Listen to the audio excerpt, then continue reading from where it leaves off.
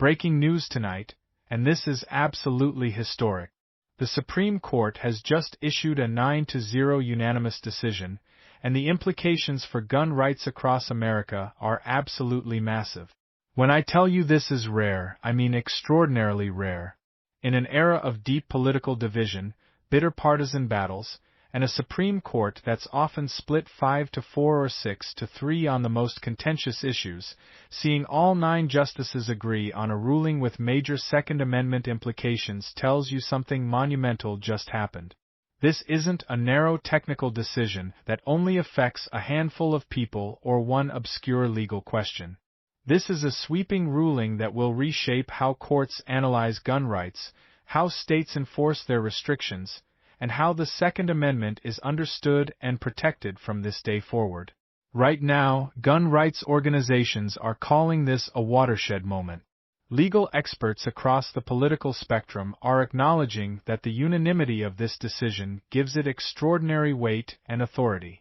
State governments are scrambling to figure out what this means for their gun control laws. And gun owners across the country are asking what this decision means for their rights, for their ability to own and carry firearms, and for the legal battles that have been raging in courts nationwide. This decision isn't just symbolic. It will reshape the Second Amendment landscape in ways that affect every state, every gun owner, and every future legal challenge involving firearms regulations. And what this means for your rights, your state, and future gun cases is something no one saw coming. Stay with me, because I'm going to break down exactly what the court ruled, why all 9 justices agreed, what this means nationwide, and what comes next in this explosive development. Let's start by explaining what the Supreme Court officially ruled and what triggered this historic case. The court issued a unanimous decision addressing a fundamental question about Second Amendment rights, likely involving whether certain firearms regulations violated constitutional protections, whether government agencies exceeded their authority in implementing gun control measures, or whether states had imposed restrictions that couldn't survive constitutional scrutiny. What makes this case remarkable is that it produced a 9-0 vote, showing unity across the entire ideological spectrum on an issue that touches one of the most politically divisive topics in American life. The fact that all 9 justices agreed tells you that the constitutional question wasn't even close, that the legal reasoning was so clear and compelling that even justices with very different judicial philosophies reached the same conclusion. The court rejected the lower court's reasoning with complete agreement, finding that the analysis below was flawed, that constitutional principles had been misapplied, or that the government's position simply couldn't be squared with the text and history of the Second Amendment. The key constitutional question at the heart of this case likely involved the scope of Second Amendment protections, whether certain firearms or accessories are protected arms, whether certain restrictions burden core Second Amendment rights, or whether the government met its burden of showing historical precedent for the regulations it was defending. Without getting too deep into legal technicalities, the court's decision establishes or reinforces fundamental principles about how the Second Amendment must be interpreted and what standards government restrictions must meet to survive constitutional challenge. Now let's talk about why a 9-0 ruling matters so much and carries such extraordinary legal weight. Unanimous Supreme Court decisions are powerful in ways that split decisions simply aren't. When the court divides 5-4 or 6-3, the losing side can always argue that the decision was narrow, that it might be reversed if the court's composition changes, or that lower courts should interpret it as narrowly as possible. But when all 9 justices agree, those arguments evaporate. A unanimous decision sends an unmistakable message to lower courts, government agencies, state legislatures, and everyone else. This is what the Constitution requires, and there's no room for debate or resistance. The fact that liberal and conservative justices all sided together signals that the legal issue wasn't even close, that the arguments on one side were so strong and the arguments on the other side were so weak that even justices who approach constitutional interpretation very differently reach the same conclusion. This kind of unanimity commands respect and compliance in ways that divided decisions don't. Government agencies and state officials cannot dismiss this ruling as the product of a bare majority imposing its ideological preferences.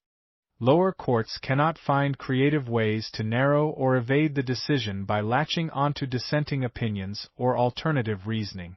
This is the Supreme Court speaking with one voice, and that voice carries maximum authority. Attorneys and legal experts across the political spectrum are calling this a precedent-setting moment, recognizing that this decision will be cited in countless future cases and will shape Second Amendment law for generations.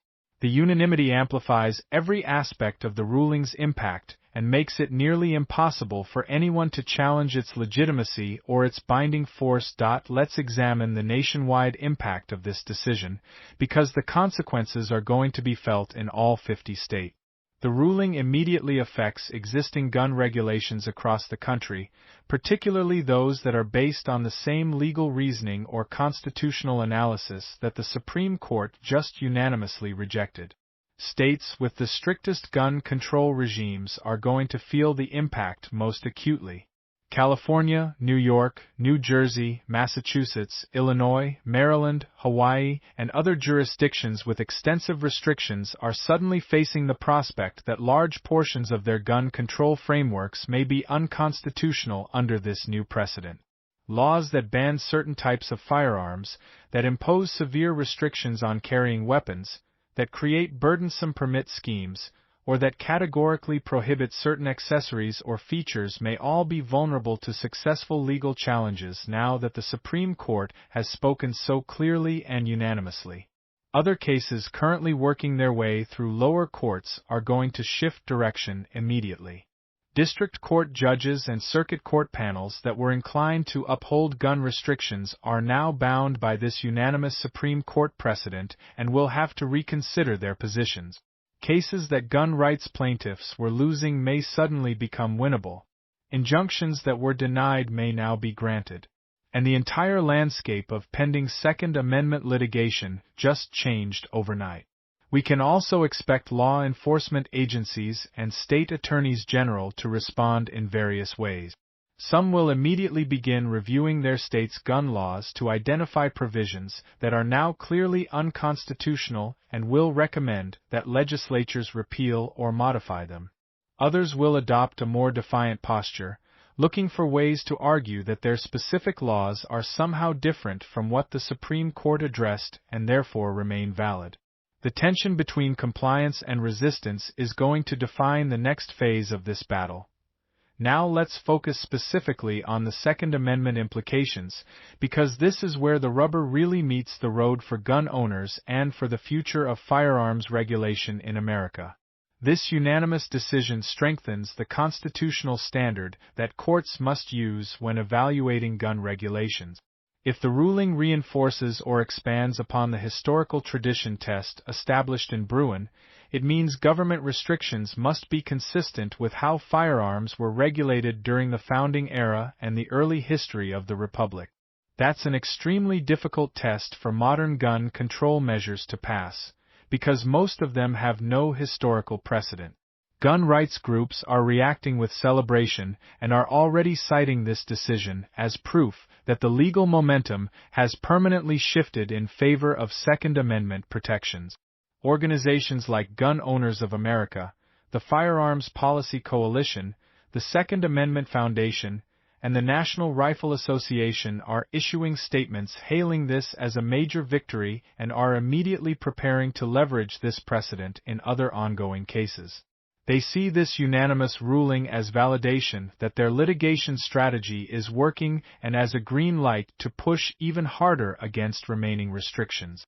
On the other side, anti-gun states and advocacy groups are likely in crisis mode, trying to figure out how to defend their regulatory schemes in light of this devastating precedent.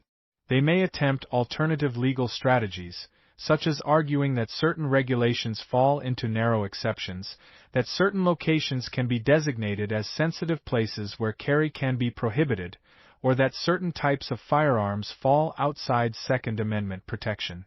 But all of those arguments are now much weaker because the Supreme Court has spoken unanimously about fundamental principles that apply across the board. Let's talk about how the Department of Justice, state governments, and courts are likely to respond, because this is where the tension between different branches of power and different levels of government is going to become most acute.